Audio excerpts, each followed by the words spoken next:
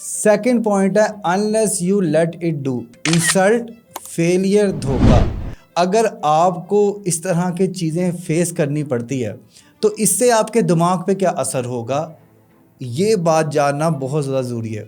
देखिए, जब तक आप किसी इंसान को, किसी वाक़ये को, किसी भी चीज़ को खुद पे तारी नहीं करते, वो चीज़ आप पे असर नहीं करती।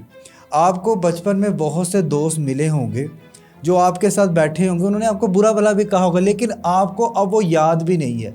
जबकि जब आप छोटे होते थे तो आपके लिए जीने मरने का वाक़या होता था कि इसने मुझे ये बात क्यों कह दी।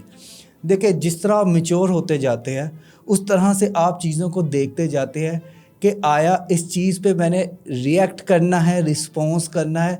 यही सारी की सारी जो चीज़ है वो आपकी मेंटल पीस या मेंटल सेटिस्फैक्शन की गेम थ्योरी होती है।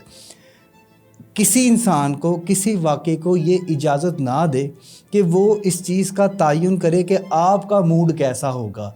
जब आप अपने मूड का, अपनी सोच का, अपनी पॉजिटिविटी का इख्तियार अपने आप में रखते हैं, कोई इंसान जो मर्ज़ी कहता रहे, आप कहो कि यार मुझे फ़र्क ही नहीं पड़ता। जब आप इस तरह से सोचेंगे कि मुझे फ़र्क नहीं पड़ता, तो यकीन माने आप खुश रहेंगे, आप ज़िंदा दिल रहेंगे, क्योंकि आपने नेगेटिविटी के ख़िलाफ़ एक दीवार सी बना ली है।